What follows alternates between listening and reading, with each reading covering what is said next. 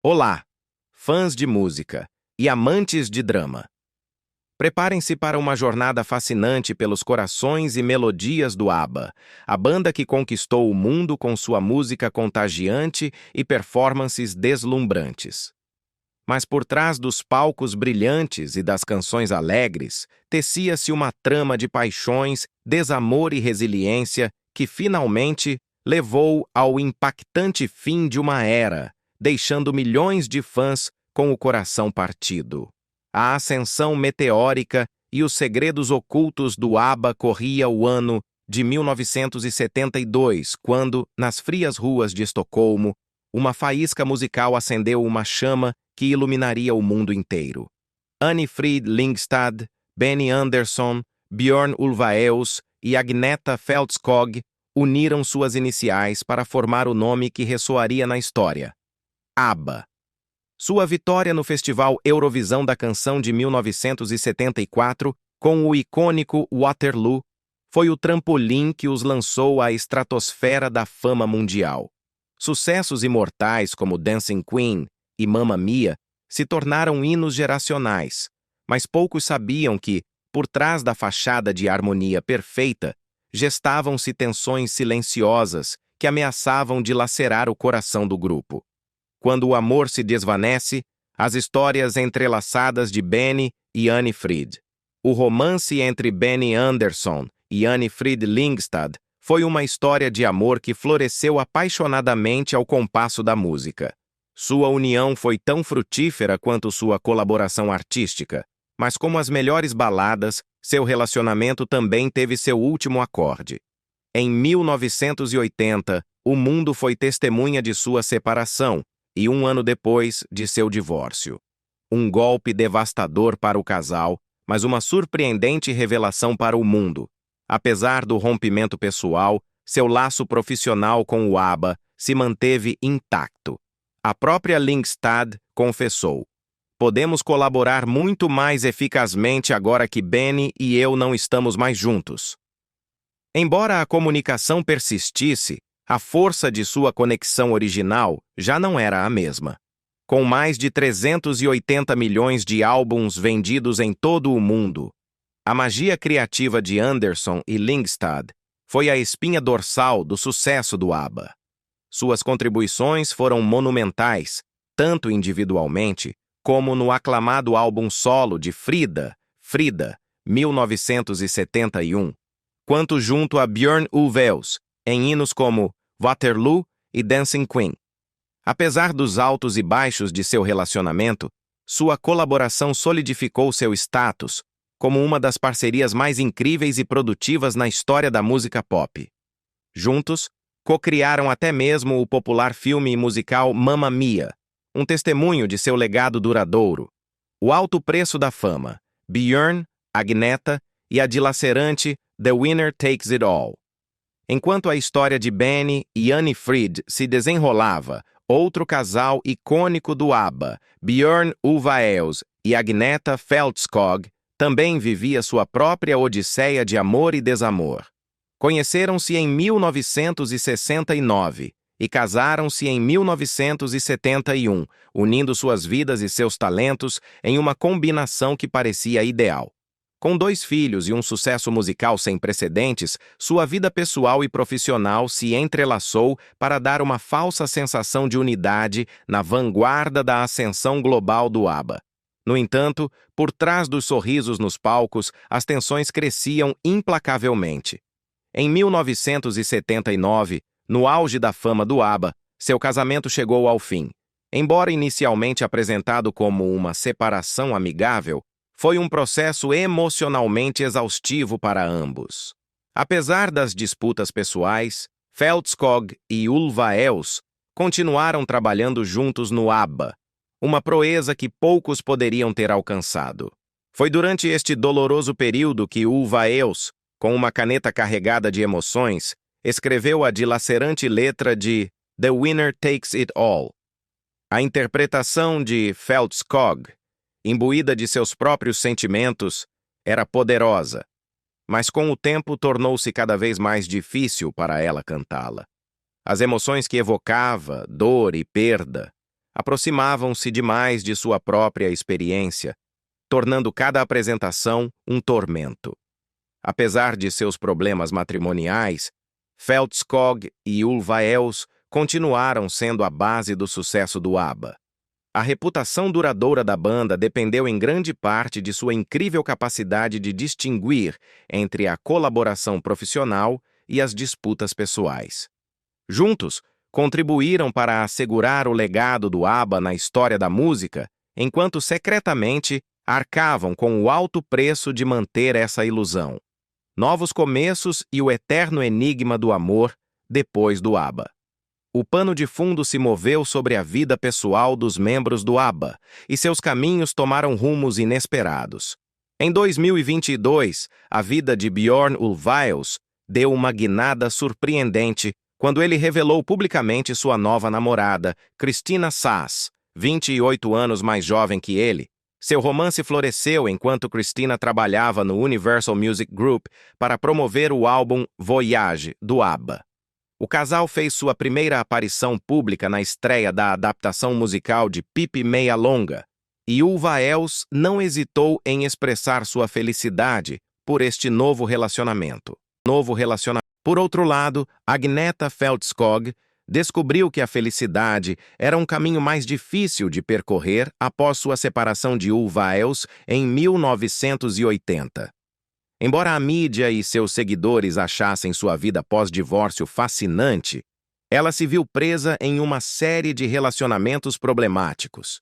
No início dos anos 80, ela esteve brevemente emparelhada com o jogador de hóquei sueco Peter Cedergren.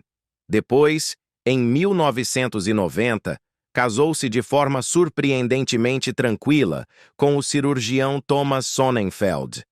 Tão silencioso foi o casamento que o público só soube após o divórcio em 1993. Mas talvez um dos relacionamentos mais improváveis de Feldskog tenha começado em meados da década de 1990, quando ela iniciou um relacionamento com Gert van der Graaf, um operador de empilhadeira holandês e, por muito tempo, um entusiasta incondicional do ABBA.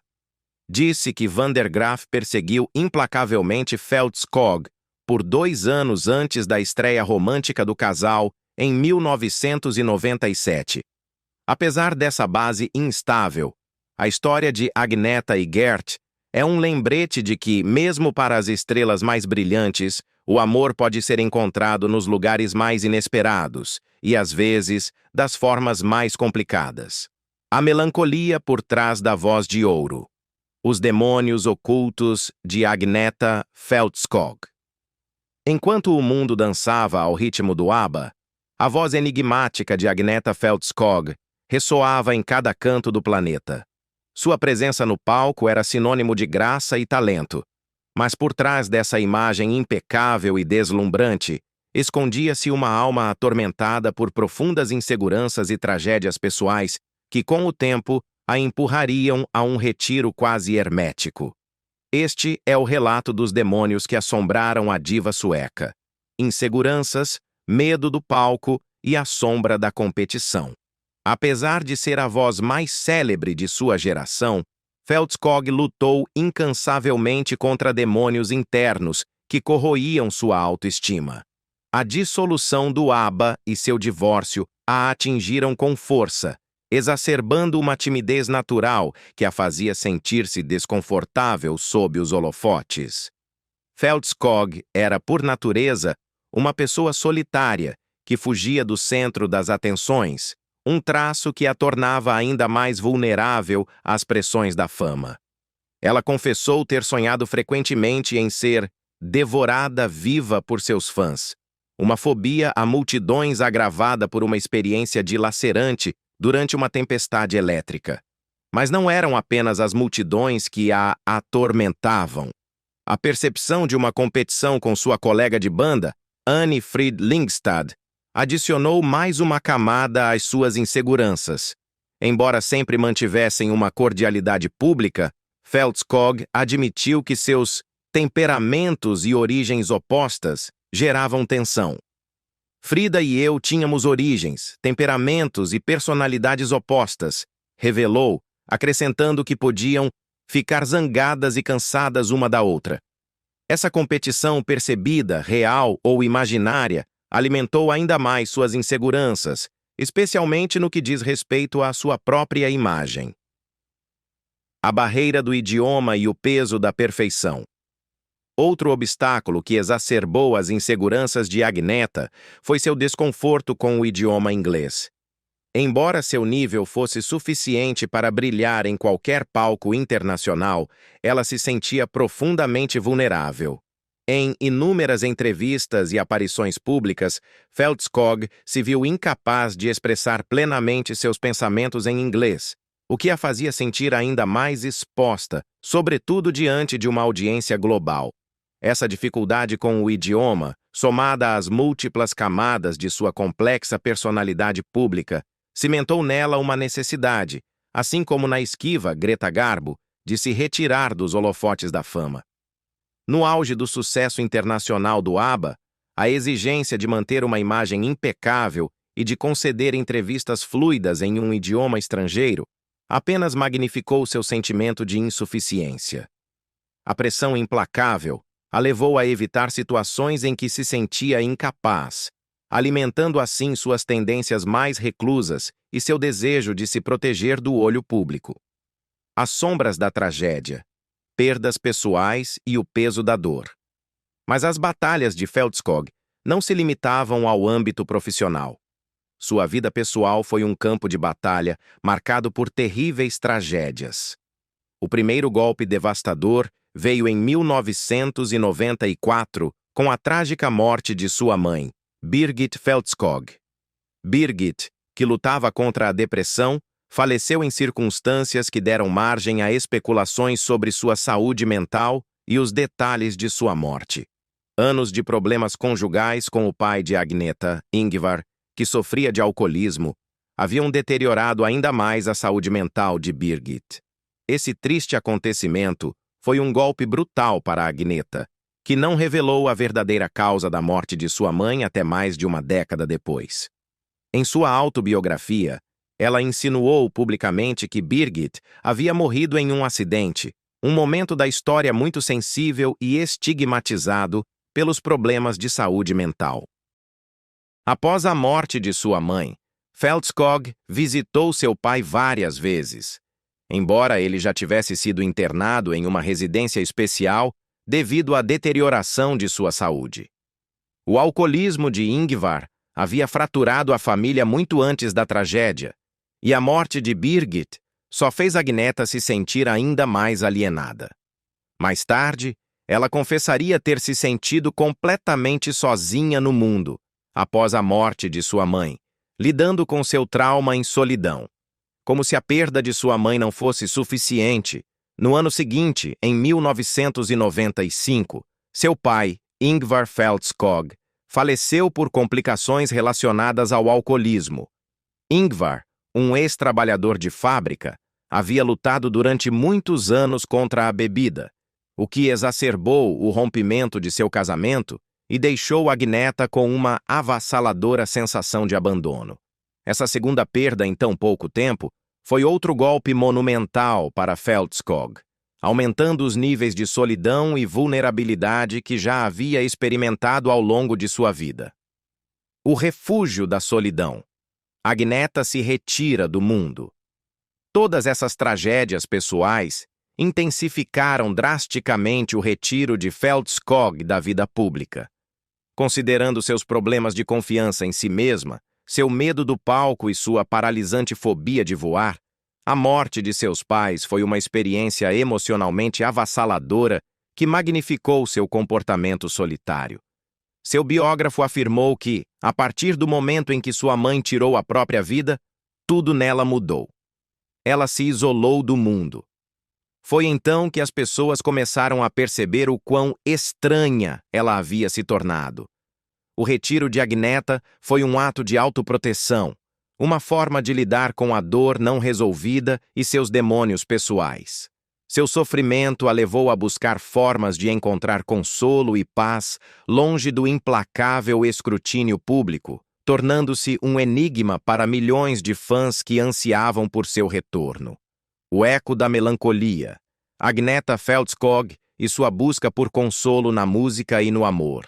A vida de Agnetha Fältskog, a icônica voz do ABBA, tem sido uma complexa tapeçaria tecida com fios de triunfo musical e uma profunda melancolia pessoal.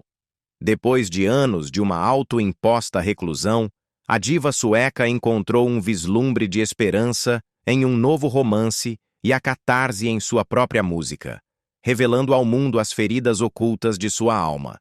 A Voz da Saudade, um retorno musical que desvenda a alma.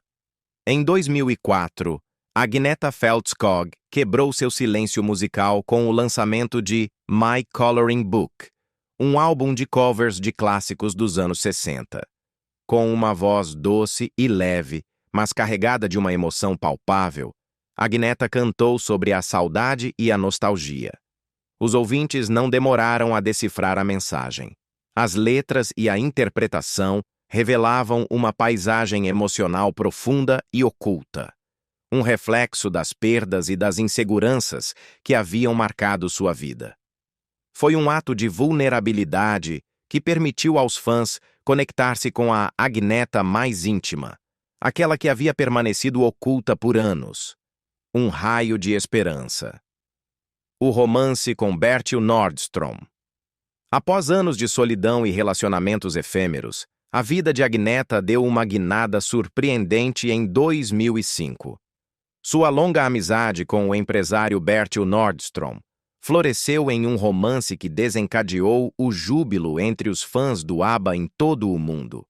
Nordstrom, a quem conhecia desde os anos 70, trouxe estabilidade e companheirismo à sua vida.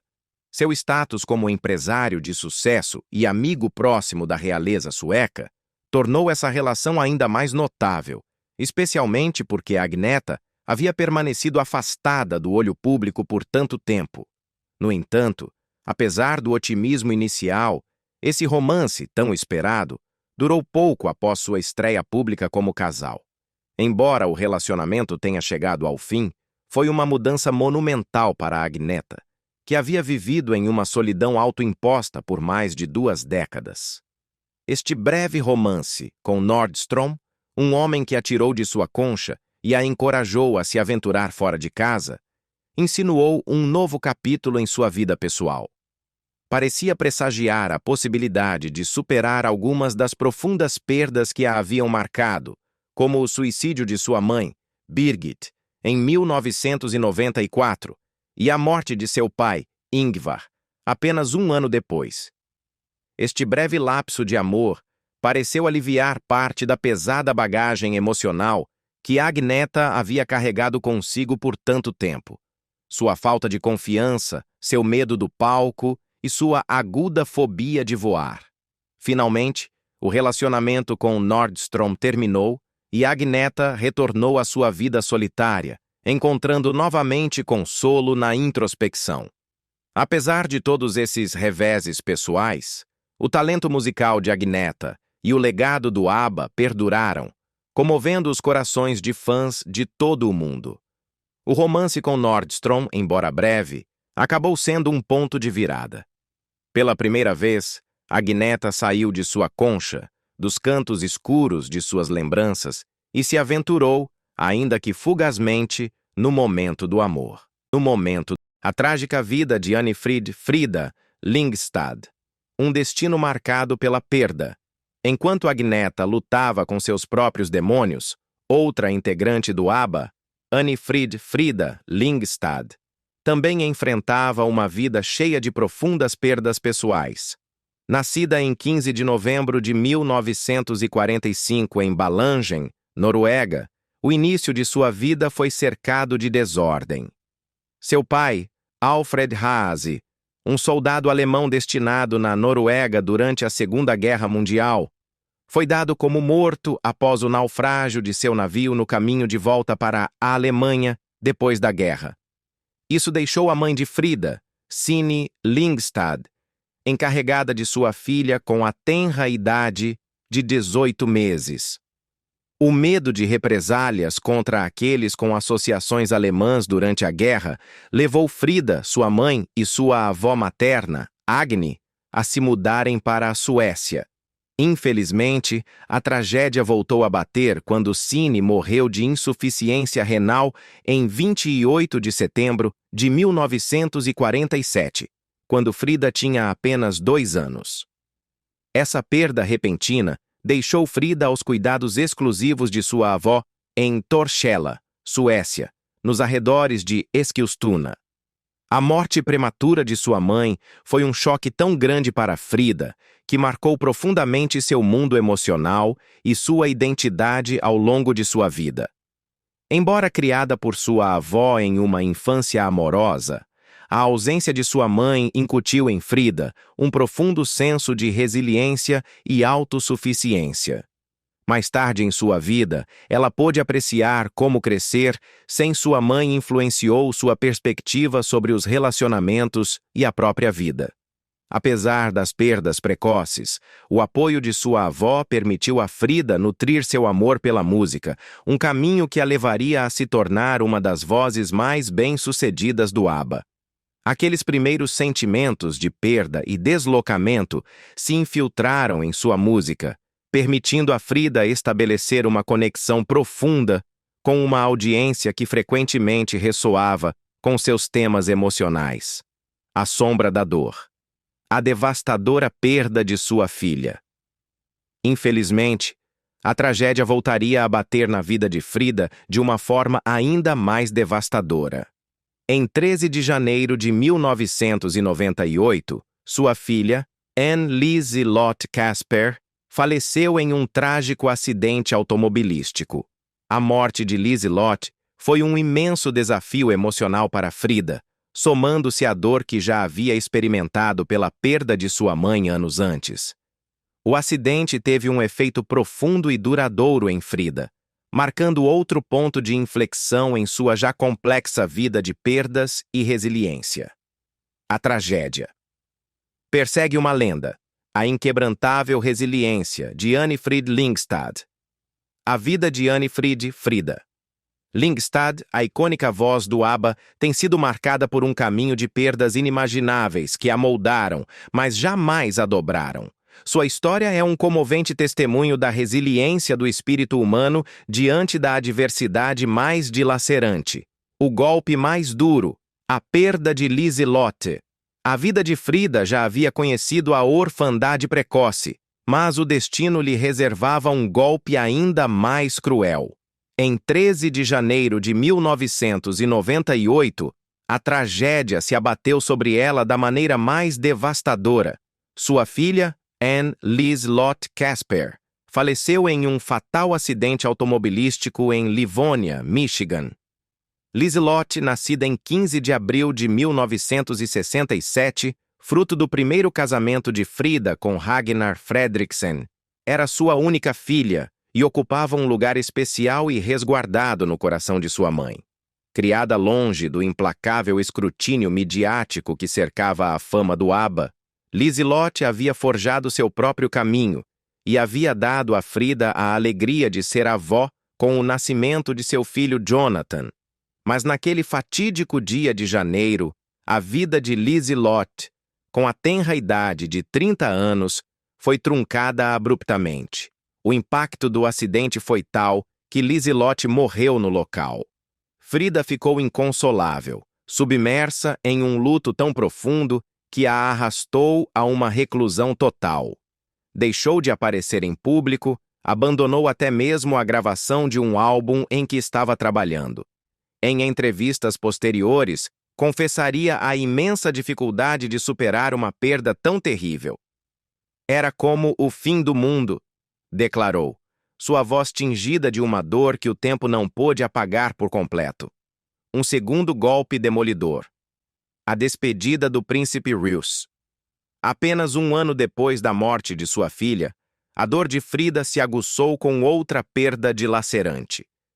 Em 1999, seu amado esposo, o príncipe Heinrich Russo Rus de Plauen, faleceu. Nascido em 27 de março de 1950 na Suíça, Russo, arquiteto paisagista e representante da antiga Casa Soberana de Heuss, havia se casado com Frida em 26 de agosto de 1992. Naquele dia, Frida não apenas encontrou um companheiro de vida, mas oficialmente se tornou Princesa Heuss, Condessa de Plauen. Esse amor e companheirismo incondicionais foram os anos mais luminosos na vida de Frida durante a década de 1990.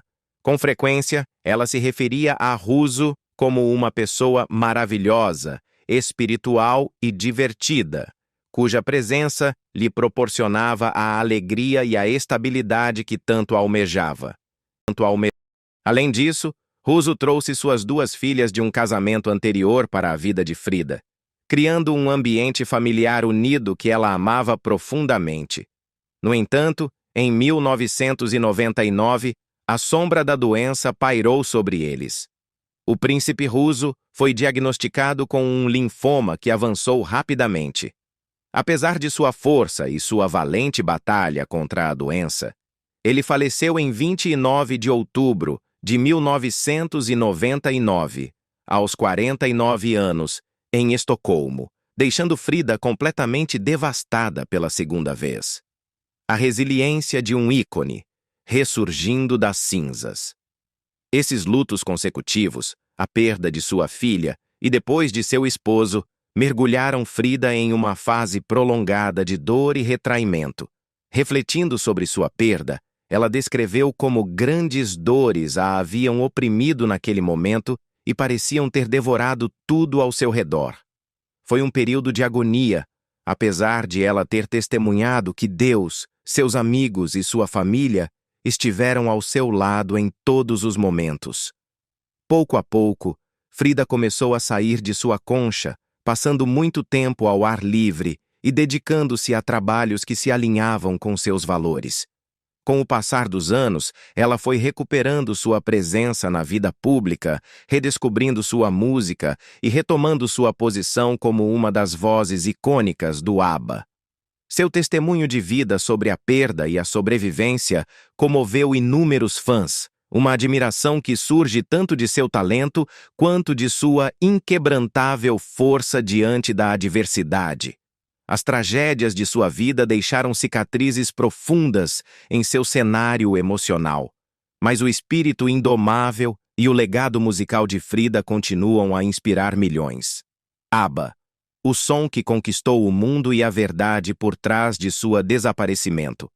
ABBA, o quarteto pop sueco que alcançou o estrelato internacional nos anos 70 e início dos anos 80, posicionou-se como um dos artistas musicais com maiores vendas de todos os tempos.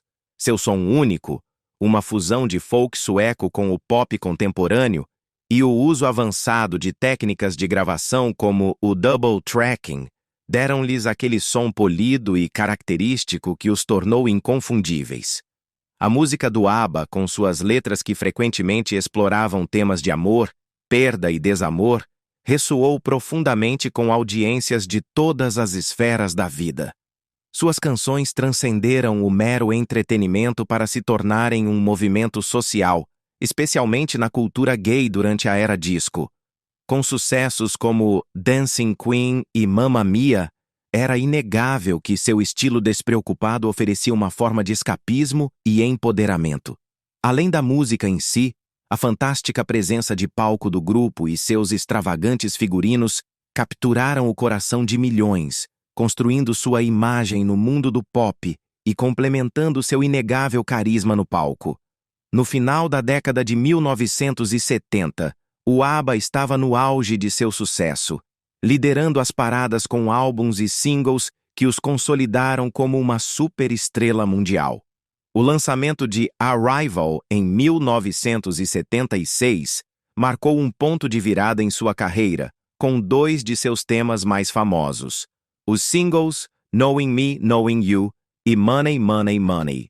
No entanto, apesar de todo o sucesso exterior, as tensões pessoais dentro do grupo estavam prestes a se manifestar de maneira ineludível. os dois casamentos que formavam a banda, Björn Ulvaeus com Agneta Fältskog e Benny Andersson com Annie Frid Lyngstad, Frida, enfrentavam crescentes desafios pessoais que, inexoravelmente, começaram a afetar sua colaboração profissional. À medida que as visões artísticas de cada membro começaram a divergir e os laços emocionais que os uniam se desfaziam, a magia do ABBA, tal como o mundo a conhecia, aproximava-se de seu dramático e inevitável final. O cortina cai, a lenda permanece, a verdadeira história do fim do ABBA e seu incrível ressurgimento ABBA, o quarteto sueco que definiu uma era, não só deixou uma marca indelével na música, mas também experimentou um fim que, embora sem um anúncio formal de dissolução, marcou o encerramento de um capítulo glorioso.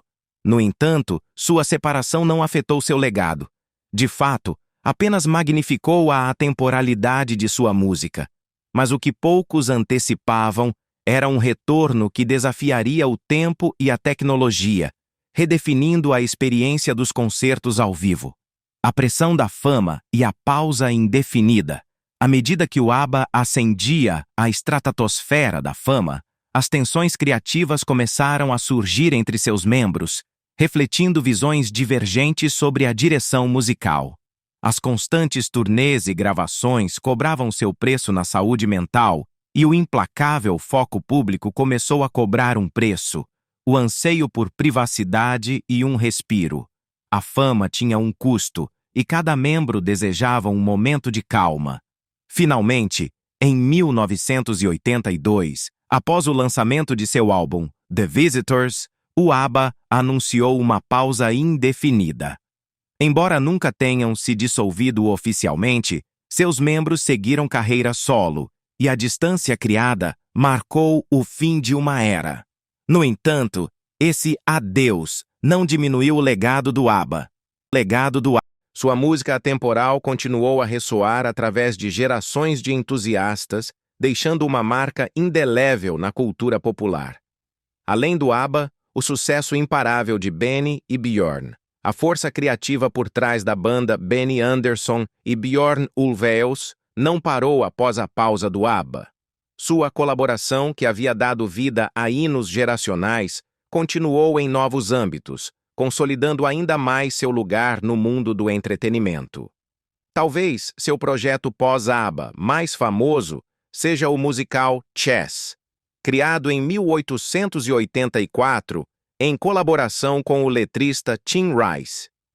Ambientado na Guerra Fria, este musical foi um rotundo sucesso, tanto comercial quanto de crítica.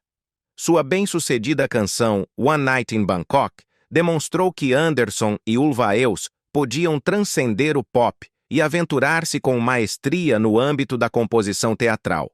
Sua próxima colaboração, Kristina från Duvemola, baseada na série de romances Os Emigrantes, de Vilhelm Moberg, foi um poderoso testemunho de quão estreitamente ligados estavam a história e cultura suecas.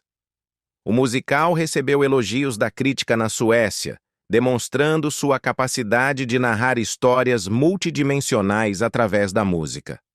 No entanto, seu projeto mais bem-sucedido depois do ABBA foi, sem dúvida, Mamma Mia.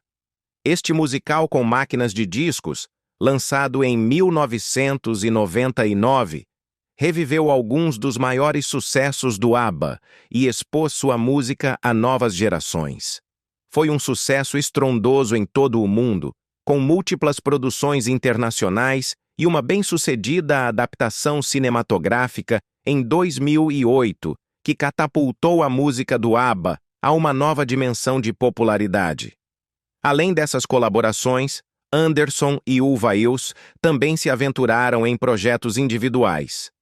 Benny dedicou seu tempo à escrita e produção, lançando o álbum solo como Piano, que enfatizou sua carreira como pianista e compositor de música instrumental.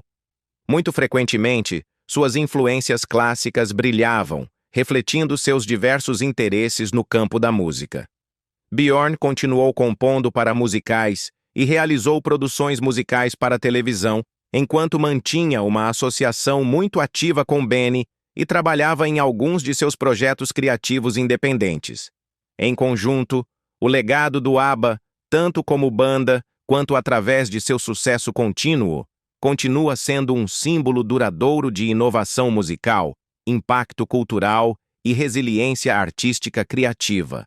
O retorno impensável, um novo capítulo e o assombroso Voyage. Desde sua pausa em 1982, o ABBA tem sido objeto de inúmeros rumores e conjecturas sobre um possível retorno. No ano 2000, foi revelado publicamente que o grupo havia rejeitado uma oferta de turnê mundial de US$ 1 bilhão, citando motivos pessoais e as complexidades emocionais de seus relacionamentos passados. Agnetha Fältskog, Björn Ulvaeus, Benny Andersson e Annie Fridlingstad haviam descartado a possibilidade de se reunirem naquele momento, demonstrando sua preocupação com a honra de sua herança acima do apelo da riqueza. Björn esclareceu mais tarde que era hora de deixar para trás sua história como ABBA e não se verem limitados por ela. No entanto, a surpresa foi enorme em abril de 2018, quando o ABBA anunciou sua reunião e sua entrada no estúdio para gravar 2 novas canções, Don't Shut Me Down e I Still Have Faith in You.